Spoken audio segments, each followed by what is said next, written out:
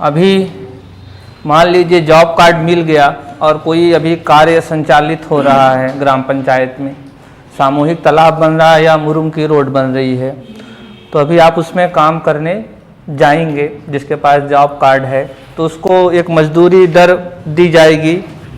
तो अभी वो जो मजदूरी दर है उसका निर्धारण कौन करेगा, किसके पास उसकी शक्ति है।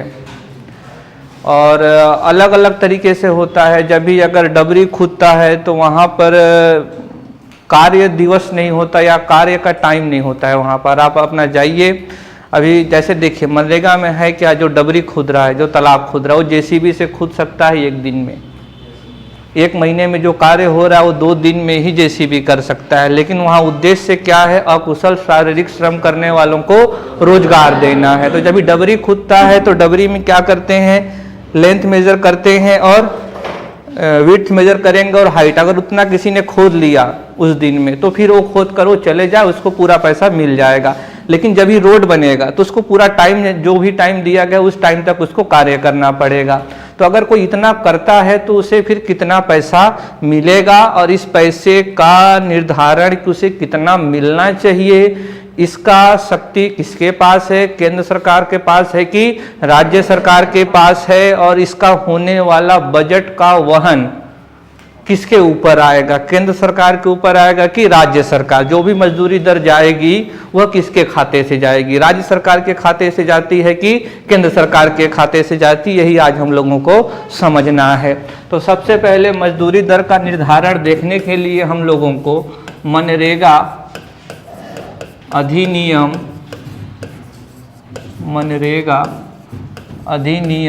2005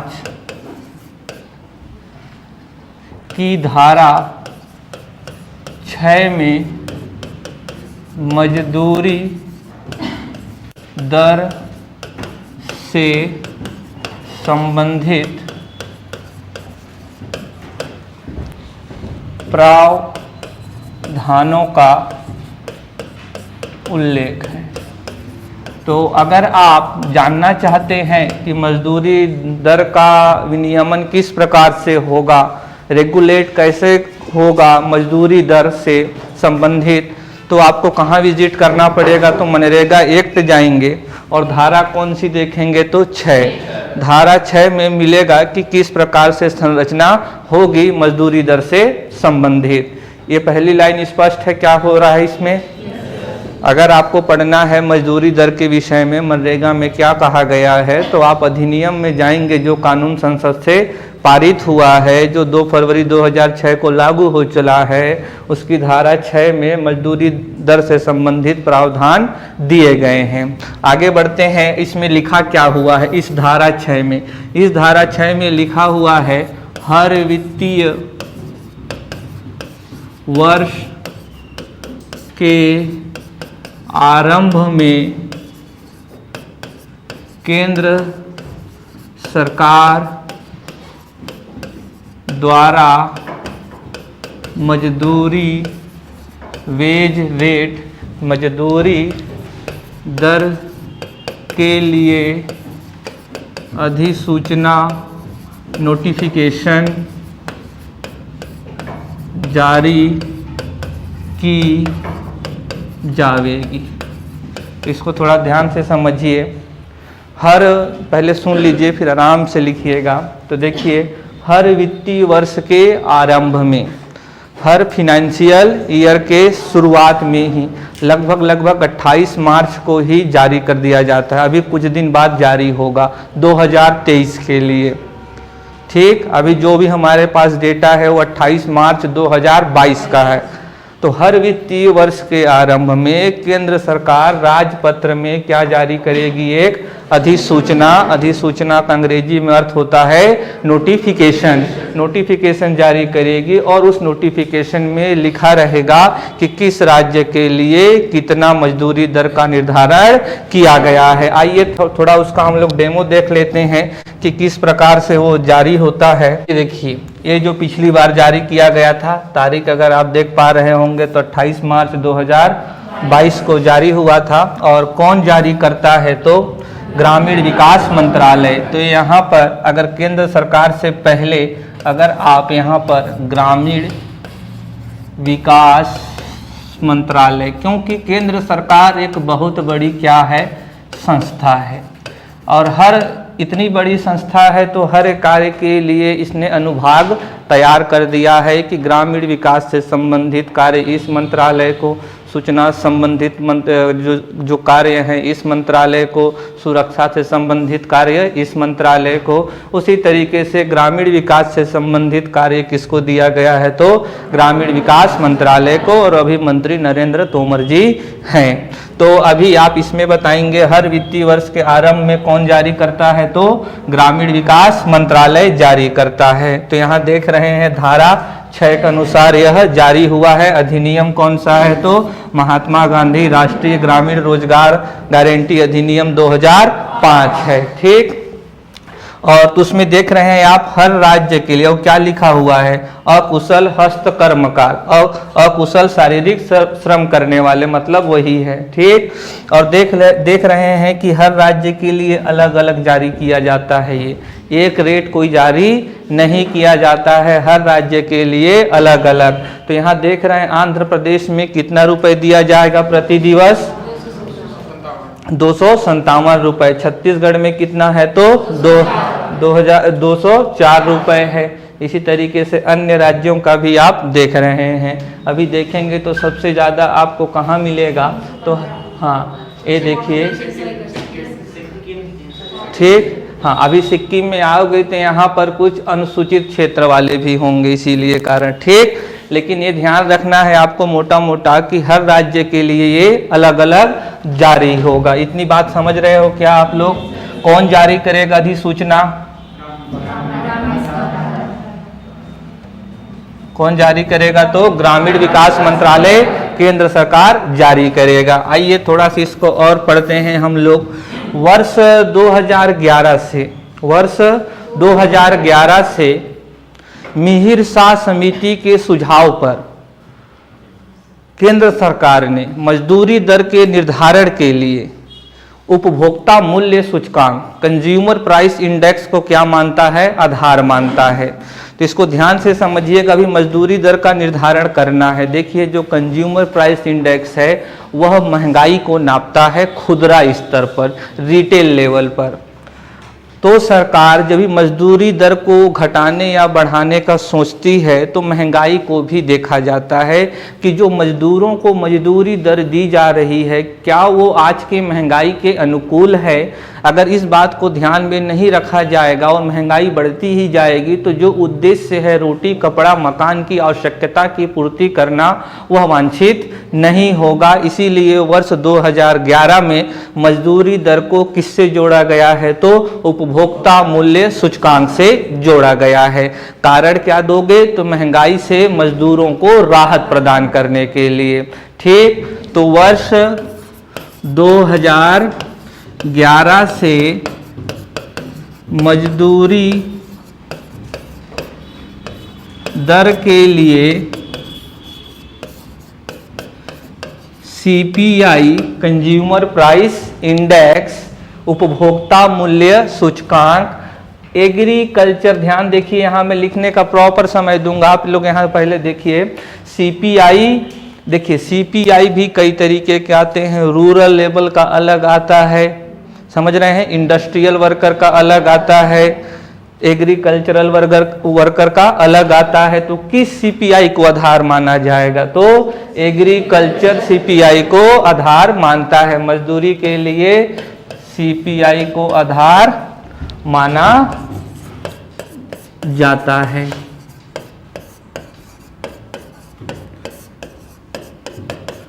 ठीक, सीपीआई का हिंदी में क्या हो जाएगा, तो कंज्यूमर मतलब उपभोक्ता, प्राइस मतलब मूल्य, इंडेक्स का मतलब सूचकांक।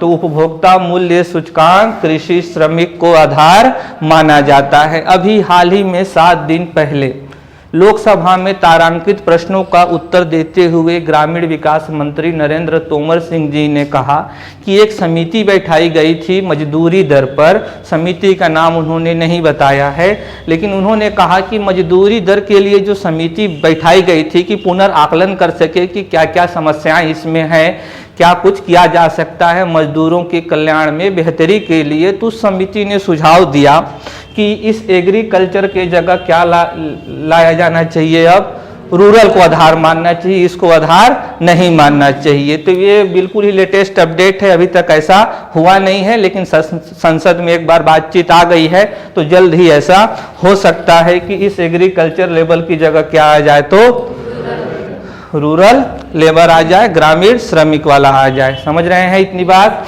तो लिखिए इसको। तो यहाँ पर क्या बिंदु समझे? 3 बिंदु है। पहली बात तो पावर किसको है? Central government. सेंट्रल गवर्नमेंट के किस यूनिट को? ग्रामीण विकास मंत्रालय को। ठीक। और इसके लिए मनरेगा अधिनियम 2005 की कौन सी धारा समर्पित है? धारा 6 समर्पित है। और जब ये मजदूरी दर जारी करेगी केंद्र सरकार, तो किसको आधार मानेगी? उपभोक्ता मूल्य सूचकांक कृषि श्रमिक को आधार मानेगी। यह कार्य कब से किया जा रहा है? तो वर्ष 2011 से। सभी लाइन में एक क्या है? ऑब्जेक्टिव निर्मित हो सकते हैं। और सरकार इसकी घोषणा कब करेगी? तो हर वित्तीय वर्ष के आरंभ में करेगी। एक वित्तीय वर्ष का मतलब होता है 1 अप्रैल से लेकर 31 मार्च तक हो। समझ रहे हैं? आइए जरा देखते हैं छत्तीसगढ़ के संदर्भ में। अगर छत्तीसगढ़ की बात करें तो 1 अप्रैल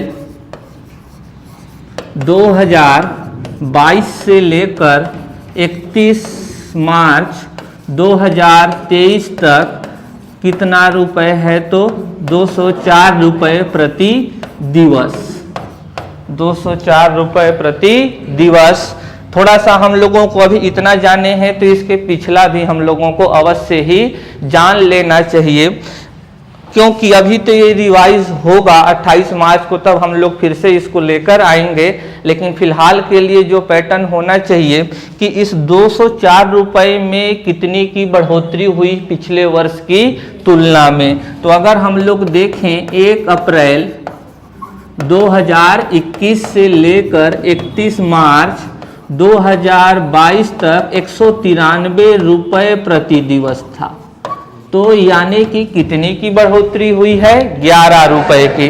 तो परीक्षा में आता तो अभी क्या लगाओगे? 11 रुपए। लेकिन इस 11 रुपए को हम लोग चेंज कर देंगे। कब? जब नया आ जाएगा, जब नया रिवाइज्ड वेज रेट आ जाएगा सेंट्रल गवर्नमेंट का। लेकिन फिलहाल के लिए इतना तो लिख कर ही चलेंगे। ठीक, समझ गए इतनी बातें क्या है? ये अभी 31 मार्च 2023 आया है नहीं?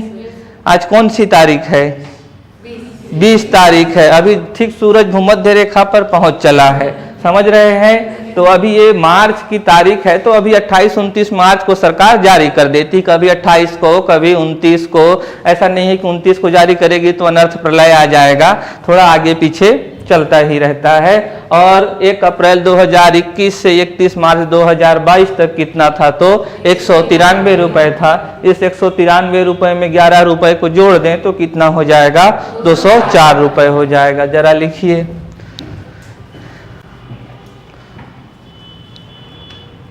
तो मजदूरी दर के निर्धारण को आप ध्यान रखेंगे। शक्ति किसको है? कौन सी धारा समर्पित है? और केंद्र सरकार के किस इकाई को यह कार्य का दायित्व दिया गया है? तो ग्रामीण विकास मंत्रालय को दिया गया है।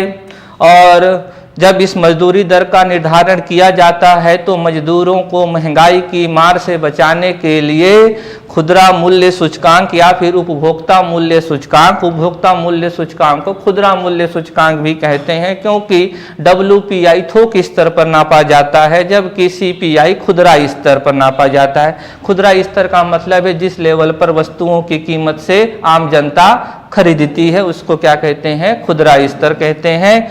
तो खुदरा स्तर पर जितनी भी महंगाई होती है उसको कंसीडर किया जाता है। अभी जो महंगाई होती है उससे क्रय शक्ति कम हो जाती है, अगर उतना ही पैसा देता रहेगा सरकार, क्रय शक्ति कम हो गई तो क्या ही फायदा। जो काम मशीन से करवाना चाहिए आप लोगों से करवा रहे हैं। आपका मूल उद्देश्य लोगों का सशक्तिकरण करना है, और अगर यही नहीं होगा तो फिर क्या ही फायदा। समझ रहे हैं? तो मूल उद्देश्य को समझ रहे हो? चलें आगे।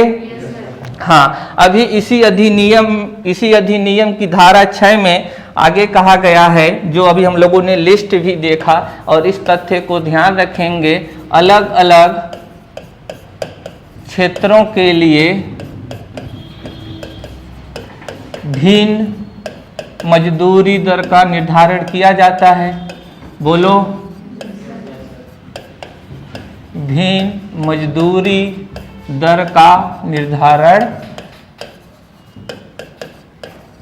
किया जाता है।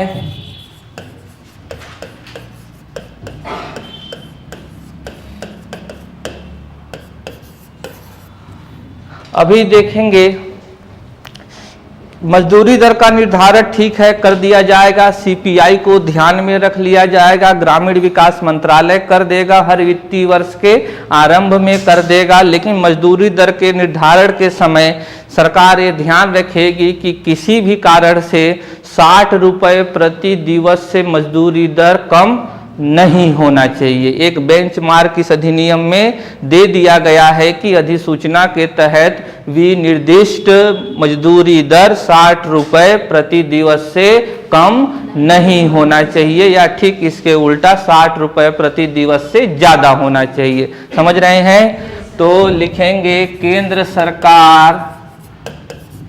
सरकार से आगे क्या लिखना है ताकि आदत बने हम लोगों की। बोलो, ग्रामीण विकास मंत्रालय। अभी कोई भी प्रश्न आएगा कि किसको, अभी ये जो भी पढ़ रहे हैं, जो भी कुछ पढ़ोगे वो सारा कुछ समर्पित किसको रहेगा? तो ग्रामीण विकास मंत्रालय को ही रहेगा। मनरेगा के लिए नोडल एजेंसी कौन है सेंट्रल लेवल पर? तो ग्रामीण विकास मंत्रालय ही है। तो ग्रामीण विकास मंत्रालय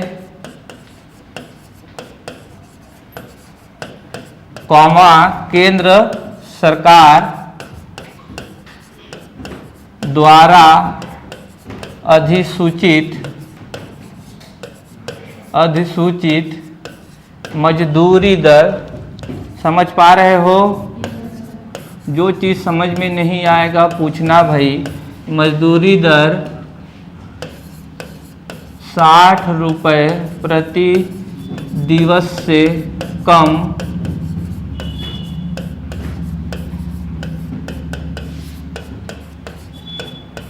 नहीं होना चाहिए।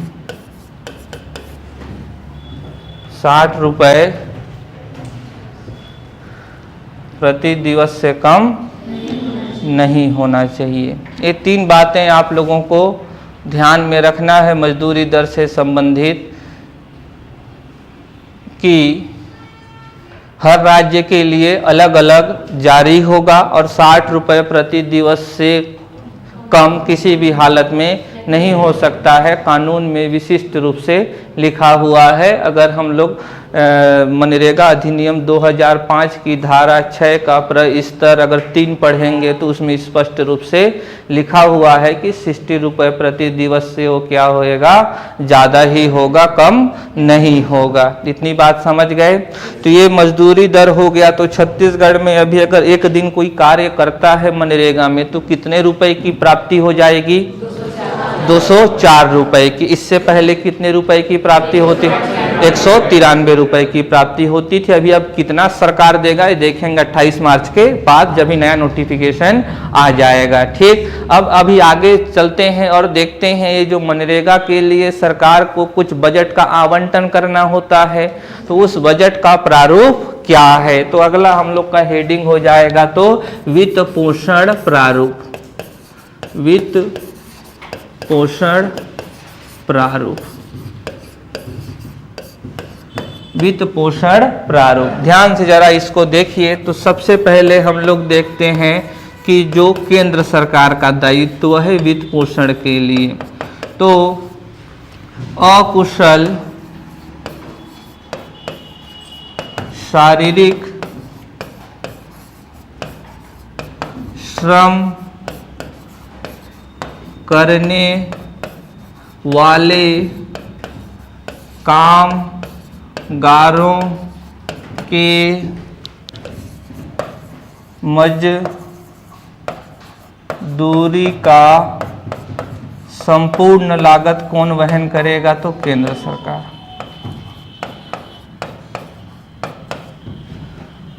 कौन वहन करेगा? तो केंद्र सरकार। अभी अकुशल श्रमिक के लिए जितना भी खर्च हो रहा है उसका पूरा पैसा कहाँ से आएगा? तो केंद्र सरकार से आएगा। आगे कहा गया है, और ये मनरेगा का जो अधिनियम है उसके धारा 42 में ये सारी चीज़ें उल्लेख हैं। आप लोग पढ़ना चाहें तो जाकर पढ़ सकते हैं। धारा को भी याद रखेंगे जब कठिन प्रश्न बनाने का प्रयास किया जाएगा। समझ रहे हैं? प्रतिस्पर्धा को देखते हुए तो ऐसी ऐसी चीज़ें आपसे पूछी जाएंगी। आमतौर पर होता क्या है कि पढ़ाने वाले और पढ़ने वाले ये गलती कर बैठते हैं कि पुराने आए हुए प्रश्नों के जैसा ही पढ़ने को देखते हैं, लेकिन परिवर्तन समय की मांग है, प्रकृति का नियम है। तो आपका जो प्रारूप है प्रश्न पत्र का कभी भी बदल सकता है। तो आपका दायित्व क्या है? जितना आपको सिलेबस दिया है उसका भली भांति आप जानकारी प्राप्त करके रखें ताकि कोई भी चाल चले तो आप उसको आसानी से डिस्ट्रॉय कर सकें और अच्छे नंबर प्राप्त कर सकें। चले आगे। तो ये ध्यान में रखना है। अभी देखिए, जब भी मनरेगा का काम होगा तो कुछ वहाँ पर अर्ध कुशल और कुशल श्रमिक भी आते हैं। जैसे कि अभी डैम बन रहा है तो डैम में जो मिस्त्री आएगा, समझ रहे हो, और रोड बन रहा है तो वहाँ एक इंजीनियर हो सकता है। संविदा में आते हैं मनरेगा में, आप लोगों को पता होगा। तो कुछ कुशल श्रमिक भी होते हैं और कुछ वहाँ पर अर्ध कुशल श्रमिक होते हैं। और फिर साथ में कुछ मटेरियल भी लगता है। सीमेंट लगेगा कि नहीं? डैम बनेगा तो बोलिए, गिट्टी लगेगी कि नहीं? रेत लगेगी कि नहीं? निश्चित रूप से लगेगी। बाकी इक्विपमेंट तो किराए पे ले लेंगे, जो भी ट्रैक्टर होगा, सीमेंट घोलने की मशीन होगी, या ठेकेदार की जिम्मेदारी है। लेकिन रॉ मटेरियल तो प्रोवाइड करना पड़ेगा सरकार को। सड़क बनेगी तो मुरुम लाना पड़ेगा। अभी तालाब बनेगा तो तालाब के किनारे को पत्थर से रखा जाता तो पत्थर खरीद के लाना पड़ेगा। समझ रहे हैं? तो सामग्री और अर्धकुशल श्रमिक और कुशल श्रमिक का जितना भी लागत आता है उसका 75% कहाँ है? तो केंद्र सरकार के पास है। ठीक, तो ये ध्यान रखना। किसका बोलिए जरा मेरे साथ में। सामग्री समझ गए? बोलिए, लिख दें क्या कुछ उदाहरण? सीमेंट हो गया, रेत हो गया, गिट्टी को कहीं कहीं बजरी भी लिखा रहता है, ग्रेवल यानी कि। ठीक, अर्ध कुशल एवं कुशल श्रमिकों की लागत का 3/4 भाग या फिर 75% भाग कौन वहन करेगा? तो केंद्र सरकार वहन करेगी। इस बात को आप ध्यान में रखेंगे। हुआ क्या? लिख 22 है, धारा 22 है। धारा 22 में है। धारा 7 में कल पढ़े थे बेरोजगारी, धारा 6 में मजदूरी, धारा 22 में वित्त पोषण प्रारूप है, फंडिंग पैटर्न है। ठीक, इसको क्या कहेंगे अंग्रेजी में? तो फंडिंग पैटर्न हो जाएगा, हिंदी में हो जाएगा वित्त पोषण प्रारूप हो जाएगा। तो इतनी बात समझ रहे हो? इस वित्त पोषण को ध्यान में रखेंगे। अकुशल शारीरिक श्रम करने वालों की जिम्मेदारी पैसे के लिए किसकी है? तो केंद्र सरकार की है। सामग्री हो गया, अर्ध कुशल श्रमिक हो गए, कुशल श्रमिक हो गए। इन तीनों का जितना भी खर्च आएगा उसका 75% हिस्सा कौन वहन करेगा? तो केंद्र सरकार करेगा। बाकी 25% हिस्सा राज्य सरकार करेगी। ठीक, हो गया इतनी बात।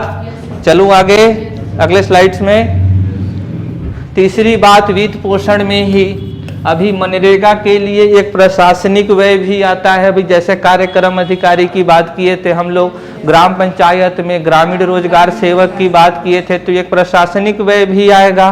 तो उस प्रशासनिक व्यय का भी कुछ वहन केंद्र सरकार करती है। व्यय का वर्तमान में ये 6% दिया गया है और इसका दर करने की भी शक्ति किसके पास में है? तो केंद्र सरकार के पास में भी है। तो ये जो पॉइंट आप देख रहे हैं इसका मतलब क्या है जरा हम बताएं तो, कि जब भी जो भी प्रशासनिक खर्च आएगा तो केंद्र सरकार कहती है उसका 6% कौन देंगे, हम देंगे। और ये 6% का निर्धारण भी कौन करता है, तो केंद्र सरकार स्वयं से करता है। समझ गए इतनी बात। चले आगे। अभी मनरेगा के सफल क्रियान्वयन के लिए, स्मूथली इम्प्लीमेंटेशन के लिए केंद्रीय रोजगार गारंटी परिषद बनाया गया है। इसका भी संपूर्ण खर्चा का वहन कौन करेगा, केंद्र सरकार, क्योंकि यह परिषद कौन से स्तर पर है, तो केंद्र के स्तर पर है। समझ गए।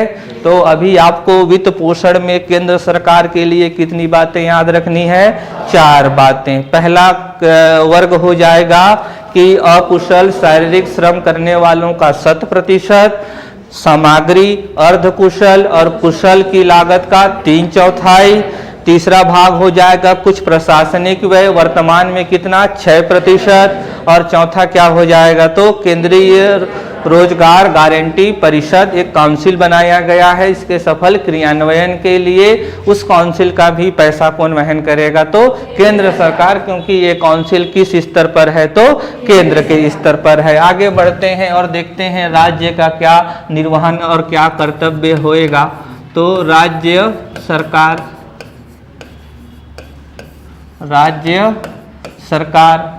सरकार देखेंगे तो वही सामग्री, बोलो, सामग्री अर्ध कुशल, क्योंकि अब तो इसमें 3 ही पॉइंट बनेंगे, क्योंकि ऊपर वाले में तो 100% हो गया है। बोलिए। तो सामग्री अर्ध कुशल और कुशल, जो स्किल्ड है, जो कुछ सीख कर आए हैं, उसका 25% कौन देगा, तो राज्य सरकार। 75 कौन दे चुका है, केंद्र सरकार दे चला है। आगे बाकी जो प्रशासनिक व्यय होगा वो किसको देना पड़ेगा, तो राज्य सरकार को ही, जो भी 94% आएगा। बोलिए, प्रशासनिक व्यय का। आगे राज्य स्तर पर भी क्या गठित की जाएगी, राज्य रोजगार गारंटी परिषद। इसका संपूर्ण व्यय कौन करेगा, तो राज्य सरकार करेगी। स्पष्ट है बातें, कोई समस्या होगा तो बताना है मुझे। तो ये क्या हो गया, वित्त पोषण प्रारूप हो गया। ठीक। तो 4 ऑब्लिगेशन है केंद्र सरकार के और 3 ऑब्लिगेशन है राज्य सरकार के। तीनों के आपको तीनों से संबंधित बातें याद रहेगा, राज्य सरकार का भी और केंद्र सरकार का। बोलिए। अभी कहीं 75% आ सकता है, इस 25 को क्या लिख सकता है, 1/4। क्या लिख सकता है, तो कंफ्यूज ना होना आप, क्या लिख सकता है, 1/4। भाई 3/4 हो गया केंद्र सरकार, 1/4 हो गया राज्य सरकार। गुणा भाग कर दोगे तो 1 तो आ ही जाएगा। बोलो। नहीं आएगा, आ ही जाएगा भाई, 100% आ जाएगा वो जितना पैसा आना था। तो 3/4 हिस्सा केंद्र सरकार यानी 75%, और 1/4 हिस्सा यानी कि राज्य सरकार हो जाएगा। ठीक। चले आगे। हाँ, 6% वाला है कि जो भी प्रशासनिक व्यय आएगा, प्रशासनिक व्यय का 6% व्यय का हिस्सा कौन वहन करेगा, तो केंद्र सरकार। और वो 6% होना चाहिए कि 5% होना चाहिए, इसका भी निर्धारण कौन करता है, स्वयं, तो केंद्र सरकार ही करती है। अभी इसमें जो बच गया है बाकी हिस्सा किसको व्यय करना पड़ेगा, राज्य सरकार को व्यय करना पड़ेगा। बोलिए। क्योंकि केंद्र स्तर पर इसके लिए जो एजेंसी बनाई गई है वो क्या है, केंद्रीय रोजगार गारंटी परिषद है। इस पूरा पैसा खर्चा कौन करे, सरकार, केंद्र सरकार करे, क्योंकि उसने बनाया है ये। जिस तरीके से राज्य रोजगार गारंटी परिषद का पूरा खर्च कौन वहन करेगा, राज्य सरकार करेगा। समझ रहे हैं, ये भी आपके सिलेबस में, इसको भी हम लोगों को पढ़ना है। चले आगे। आगे देखते हैं भुगतान। आगे लिखिए भुगतान, पेमेंट। मजदूरी दर हो गया। अब ये कोई काम कर लिया, उसको पता चल गया छत्तीसगढ़ में है, अगर मैं एक अकुशल शारीरिक श्रम करने वाला व्यक्ति, नाम पांडुरंगा, पत्नी माधुरी देवी, तो मुझे एक दिन का कार्य कितना मिलेगा, तो 204 रुपए। अब वो कैसे मिलेगा, मेरे तक कैसे आएगा वो पैसा, वो पैसा कहाँ से रिलीज होगा, दिल्ली से रायपुर, रायपुर से मेरे गांव तक। तो एक यात्रा है, उस यात्रा को हम लोगों को थोड़ा जानना पड़ेगा। तो आगे क्या लिखेंगे? भुगतान प्रक्रिया। भुगतान प्रक्रिया। अभी पेमेंट लेने की बात आ गई है मनी भाई की।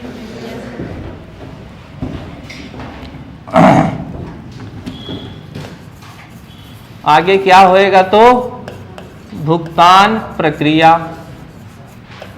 भुगतान प्रक्रिया को समझते हैं। भुगतान प्रक्रिया को तो देखिए, आमतौर पर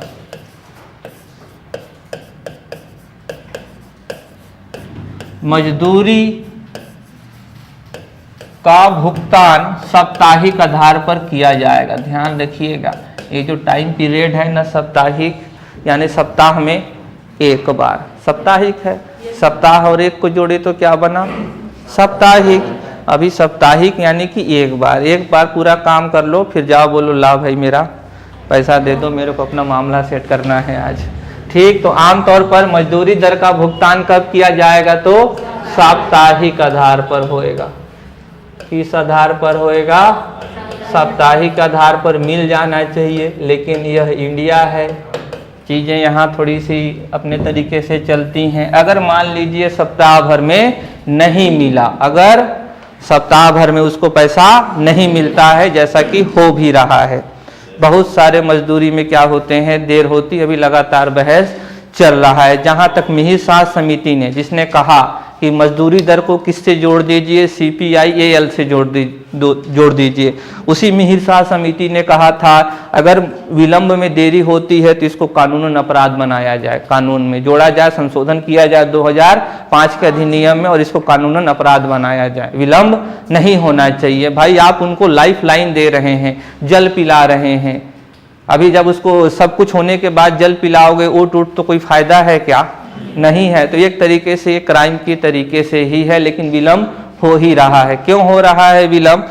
अंतिम में थोड़ा इसके जो समसामयिक मुद्दे हैं, आज मनरेगा में क्या हो रहा है, थोड़ा उस पर चर्चा कर लेंगे। कुछ नई सिस्टम्स आ गए हैं यहाँ पर, तो टेक्नोलॉजी का बृहत पैमाने पर प्रयोग किया जा रहा है इसके सफल या सुचारू संचालन के लिए। अगर नहीं कर पाता है सप्ताह भर में, अगर सप्ताह भर में नहीं कर पाएगा तो किसी भी स्थिति में एक पखवाड़े के अंतर्गत करना पड़ेगा। एक पखवाड़ा, ठीक। अभी देखो बच्चों ध्यान रखना, पखवाड़े को कभी कभी पक्ष भी लिख दिया जाता है।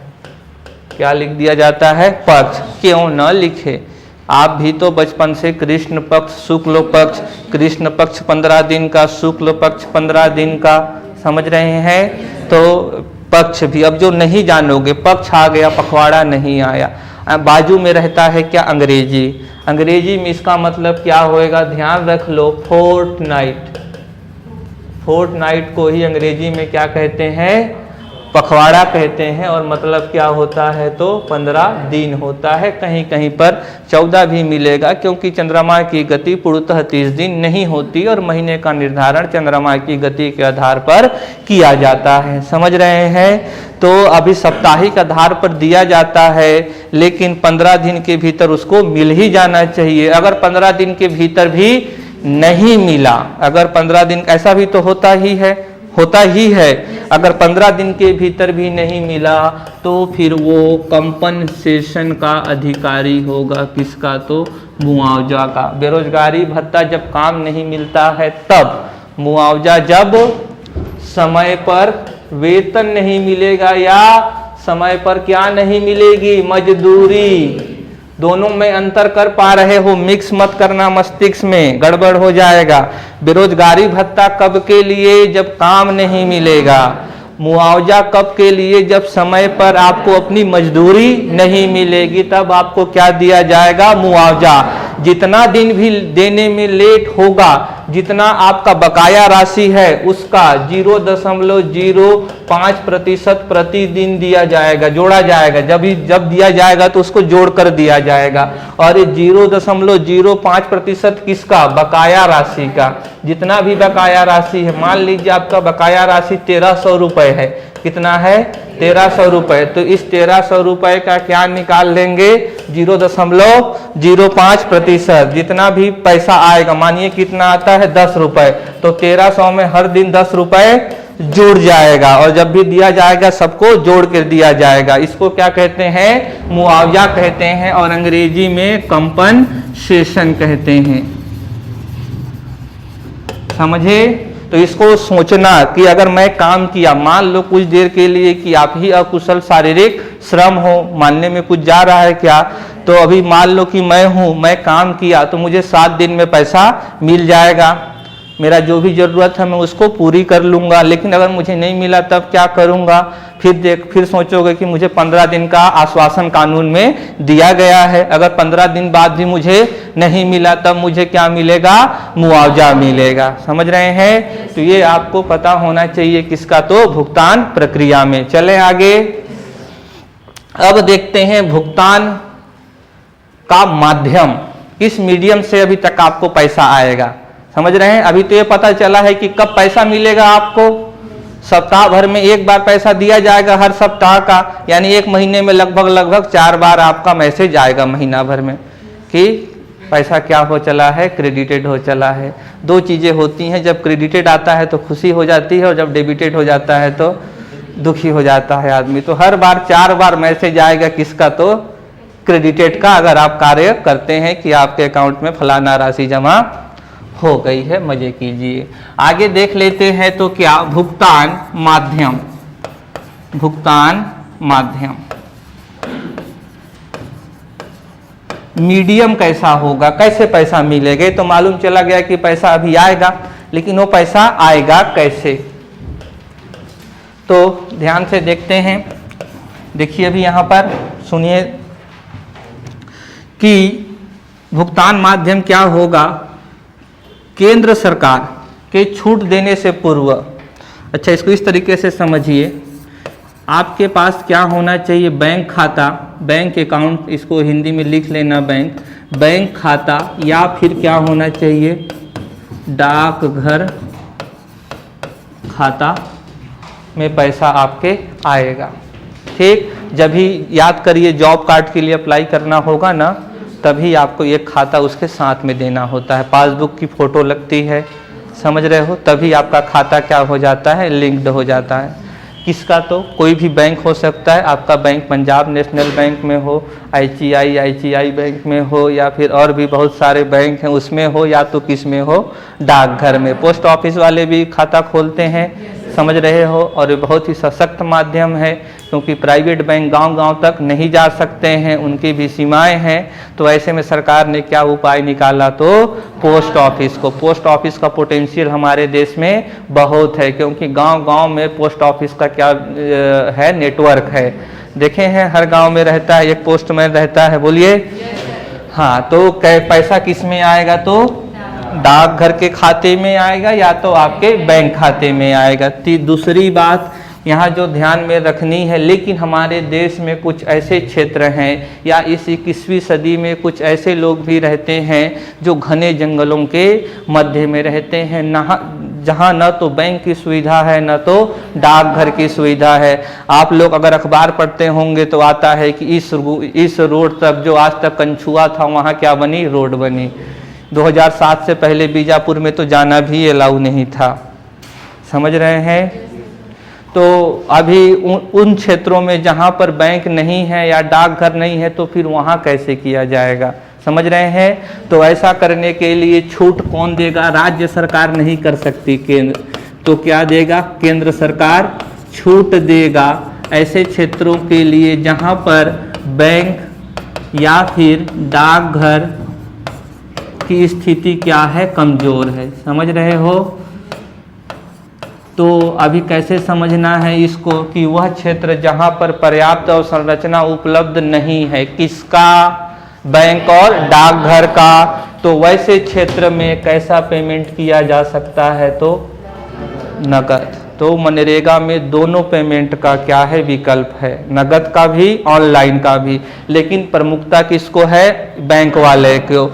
जब तक केंद्र सरकार छूट नहीं देगी तब तक राज्य सरकार अपने से कहीं भी नगद पेमेंट नहीं कर सकता है, समझ रहे हैं। तो नगद पेमेंट कब किया जा सकता है, वह क्षेत्र जहां पर पर्याप्त रूप से बैंक या डाकघर की सुविधा उपलब्ध नहीं है वहां पर नगद पेमेंट किया जा सकता है। और छत्तीसगढ़ में ऐसे चार जिले हैं जहां पर नगद पेमेंट की व्यवस्था की गई है। कौन कौन से हैं, तो नीचे से दक्षिण से 4 राज्य घूम जाओ, सुकमा है, बीजापुर है, दंतेवाड़ा है, नीचे के चारों राज्य हैं, और नारायणपुर है।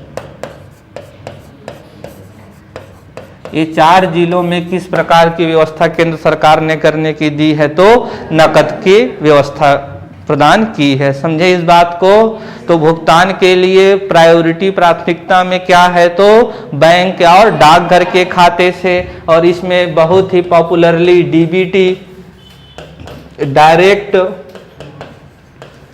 इसी से पैसा आता है आपके अकाउंट में, बचता है। डायरेक्ट बेनिफिट ट्रांसफर, ये जो तकनीक बनाया है सरकार ने पैसा जाने का, उसको क्या कहते हैं, डीबीटी। उज्ज्वला योजना का भी पैसा कैसे आता है, तो इसी माध्यम से डायरेक्ट बेनिफिट ट्रांसफर, प्रत्यक्ष लाभार्थी हस्तांतरण कहते हैं हिंदी में इसको, समझ रहे। डीबीटी को ध्यान में रखना, कभी कभी देवनागरी में ही डीबीटी लिख देता है, समझ रहे हैं। तो अभी आपको हिंदी इंग्लिश दोनों में जानने का प्रयास करना ही चाहिए। तो ये बात समझ गए। भुगतान का माध्यम, तो भुगतान का माध्यम क्या है, बैंक खाता है और डाकघर है। अगर जहां ये दोनों की सुविधा पर्याप्त रूप में उपलब्ध नहीं है वहां पैसा कैसा दिया जाएगा, नगद दिया जाएगा, लेकिन केंद्र सरकार से छूट प्राप्त करनी पड़ेगी, राज्य सरकार स्वयं नहीं कर सकता है। इतनी बात समझ गए, बोलो। चलें आगे। अभी ये जो पूरा सिस्टम है, ये जो पूरा सिस्टम रन करेगा केंद्र सरकार से लेकर कहां तक, ग्राम पंचायत तक पैसा जाने का, इसके लिए सरकार ने किसकी सहायता ली है, तो तकनीक की। किसकी सहायता ली गई है, तकनीक की। 2 सॉफ्टवेयर बनाए गए हैं, इलेक्ट्रॉनिक सॉफ्टवेयर, उसके नाम है, ध्यान रखिएगा, एक है NEFMS, ये नेशनल लेवल का है, हर स्टेट की एक आईडी बनती है यहाँ से। इसका पूर्ण रूप है national E for electronic, F for fund, M for management system. बोलिए, national electronic fund management system, बोलिए। हाँ, आगे दूसरा क्या है, तो PFMS है। PFMS का मतलब होता है पब्लिक फाइनेंशियल मैनेजमेंट सिस्टम, ठीक। तो ये 2 सॉफ्टवेयर हैं इलेक्ट्रॉनिक रूप से, इन दोनों का प्रयोग करके लोगों को मजदूरी दर दी जाती है, समझ रहे हो। और भी कुछ चीजें हैं, छोटी छोटी चीजें कि हर जगह POS मशीन होना चाहिए, पॉइंट ऑफ सेल मशीन होना चाहिए, जिसमें उसका थंब इम्प्रेशन लेंगे, बोलिए। तो अभी इलेक्ट्रॉनिक ट्रांसफर में एक बड़ी समस्या है, वो क्या है, जैसे अभी ये 4 जिले हैं, लेकिन बहुत से ऐसे क्षेत्र हैं जहाँ पर नेटवर्क की स्थिति अच्छी नहीं है। जैसे कि पश्चिमी पहाड़ी क्षेत्र देखा जाए, राजनांदगांव कवर्धा का क्षेत्र है, पूर्वी पहाड़ी क्षेत्र देखा जाए तो महासमुंद गरियाबंद का क्षेत्र है, सरगुजा संभाग का जो पूरा क्षेत्र है लगभग मुख्य शहरों को छोड़ दें, जिला मुख्यालयों को छोड़ दें, तो हर जगह पर नेटवर्क की समस्या है। मैं तो 8 ही बजे सो जाता हूँ, गांव जाता हूँ तो नेटवर्क ही नहीं रहता, क्या ही करूँ, समझ रहे हैं। तो जब भी नेटवर्क नहीं होगा तो भला कैसे उसको प्रमाणीकरण करेंगे, क्योंकि अभी डीबीटी का अहम हिस्सा क्या है, आधार है। डीबीटी का अहम हिस्सा क्या है, आधार है। तो अभी वो जो भी मशीन होगा किससे काम करेगा, ऑनलाइन। या जो भी सिस्टम कंप्यूटर होगा रन किससे करेगा, इंटरनेट से करेगा, समझ रहे हैं। और अभी एक मोबाइल एप्लीकेशन लाया गया है, NMMS लाया गया है, एक मोबाइल एप्लीकेशन है जिसमें अभी उपस्थिति भी कैसी करने लगे हैं, तो ऑनलाइन करने लगे, इसमें भी बड़ी समस्या हो रही है। इसको लेकर जो भी विषय चल रहे हैं मनरेगा को लेकर उसमें अंतिम में बात करेंगे, लेकिन फिलहाल के लिए तो आपको पता होना चाहिए कि जो भुगतान का माध्यम कैसा होगा, दो तरीके हैं, या तो नगद भुगतान या तो इलेक्ट्रॉनिक भुगतान होगा। इलेक्ट्रॉनिक भुगतान में बैंक खाता या तो डाकघर के जरिए, समझ रहे हैं। और अभी ये जो है जो बैंक ट्रांसफ़र हो रहा है, डाकघर हो रहा है, इसके लिए कौन से सिस्टम अपनाए गए हैं, तो NEFMS। अभी ऐसा सोचो केंद्र सरकार है तो केंद्र सरकार को हर राज्य को पैसा देना पड़ेगा, इतना आसान थोड़ी है। हर का कोई मजदूरी जाएगा कि कौन कितना दिन कार्य किया है, कहाँ कार्य किया है, तो बहुत सारे डेटा हो जाते हैं। और जब तक उसके लिए कोई डेडिकेटेड सॉफ्टवेयर नहीं होगा तब तक क्या होगी, बड़ी समस्या। पहले इसी कारण से विलंब होती थी बहुत ज़्यादा, अभी विलंब कम हो गई है, पैसे आ भी जाते हैं 1 हफ्ते में, लेट भी होता है, विलंब होता है। हर क्षेत्र की अपनी अलग अलग समस्या है, कई क्षेत्र में हफ्ते भर में पैसे हम मिल जाते हैं। तो ये सफ़र कैसे हुआ, तो इन्हीं सॉफ्टवेयर के जरिए हुआ, क्योंकि बहुत सारे डेटा होते हैं। अभी तो समझिए कि 28 राज्य हो गए हैं, केंद्र शासित प्रदेश हैं, उतने सारे सभी कितने ग्राम पंचायत, 6 लाख पढ़े थे, 40,867 गाँव हैं, उन सब का डेटा है। ज़रा सोच रहे हैं कैसा होगा अगर मैनुअल होगा तो ज़रूरत है कि नहीं ऐसे सॉफ्टवेयर की, कि कितना दिवस मजदूर काम किए हैं, नंबर ऑफ लेबर कितने हैं, कितने दिन काम किए हैं, किस प्रकार की टिकाऊ एवं गुणवत्तापूर्ण परिसंपत्तियों का सृजन हुआ है, मनरेगा के एक उद्देश्य में से है, समझ रहे हो। तो सबकी उन सब डेटा को अच्छे तरीके से व्यवस्थित करने के लिए किसकी ज़रूरत रहती है, तो सॉफ्टवेयर की ज़रूरत होती है। और उसी सॉफ्टवेयर 2 बनाए गए हैं, दोनों का नाम आपको पता होना चाहिए। इनका पूर्ण रूप भी आपसे पूछा जा सकता है कि PFMS का पूर्ण रूप क्या है या फिर NEFMS का पूर्ण रूप क्या है, तो इसका आप ध्यान में रखेंगे। और एक गेम आप लोगों के साथ खिलवाड़ हो सकता है, दोनों में ऐप है, एक में फंड है तो एक में फिनेंशियल है, दोनों में अंतर ध्यान रखिएगा। दोनों जगह फंड या दोनों जगह फाइनेंशियल मत कर दीजिएगा, नहीं तो क्या हो जाएगा, गलत हो जाएगा। ठीक, आगे इस भुगतान की निगरानी के लिए, पर्यवेक्षण के लिए, आकेक्षण के लिए भुगतान समिति का भी प्रावधान किया गया है। किसका, तो भुगतान समिति का। और इस समिति के सदस्यों को याद रखना बहुत ही ज़्यादा क्या है, आसान है। इसमें तो होते हैं ग्राम पंचायत के अध्यक्ष, ग्राम पंचायत के अध्यक्ष सरपंच हो जाएंगे, और जिस वार्ड में काम हो रहा है, जहां काम हो रहा है उस वार्ड के सदस्य। भाई पंचायत किस में बटा होता है, वार्ड में बटा होता है, कि इस वार्ड के ए पंच होंगे, इस वार्ड के ए पंच होंगे, बोलो। तो अभी जिस पंच के वार्ड में कार्य हो रहा है उस पंच को इस समिति में बुलाया जाएगा। जहां काम हो रहा है उस वार्ड के क्या रहेंगे, पंच या फिर पंचायत सदस्य या फिर पंच, दोनों बातें वही है। इधर से कान पकड़ो या इधर से पंच लिख दो, या फिर पंचायत सदस्य। पंचायत के सदस्य तो वही होते हैं, हम तो पंचायत के सदस्य हैं नहीं, हम तो ग्राम सभा के सदस्य हैं। समझ रहे हो अंतर, बोलो। तो पंचायत के सदस्य कौन होते हैं, सरपंच, उप सरपंच और पंच होते हैं, 3 लोग होते हैं, बोलिए। तो पंच होंगे या फिर पंचायत सदस्य होंगे। चले आगे, इसमें महिला एवं अन्य स्वयं सहायता समूह के 2 सदस्य भी रहेंगे, या वो महिला स्वयं सहायता समूह हो सकता है या फिर कोई अन्य स्वयं सहायता समूह हो सकता है। जरूरी थोड़ी हो कि स्वयं सहायता समूह में महिला ही रहेंगे, जरूरी है क्या, नहीं है। तो कि इसके कितने सदस्य रहेंगे, 2 सदस्य रहेंगे। उस वार्ड से या उस पंचायत में काम करने वाले 3 क्या रहेंगे, मजदूर भी रहेंगे, 3 मजदूर भी रहेंगे। और इन 3 मजदूरों में से एक SC का और एक वीमेन होना क्या है, जरूरी है। तीसरा किसी को भी बुला लो, लेकिन 3 में से एक का शेड्यूल कास्ट, अनुसूचित जाति और महिला या वीमेन होना जरूरी है। आगे पांचवा जो सदस्य है इसका होना जरूरी है, ये समाज का पथ प्रदर्शक होता है। उस ग्राम पंचायत में जो भी विद्यालय है उसका प्रधान अध्यापक को भी क्या किया जाता है, इसमें शामिल किया जाता है, ताकि पारदर्शिता क्या रहे, बनी रहे। समझ रहे हैं, ट्रांसपेरेंसी इंश्योर किया जा सके। बोलो। तो भुगतान समिति में एक तो पंचायत का अध्यक्ष, दूसरा उस वार्ड का सदस्य, स्वयं सहायता समूह है तो उसके 2 सदस्य, और मजदूरों को भी बुलाया जाएगा, भाई उन्हीं से तो संबंधित है। कितने मजदूरों को?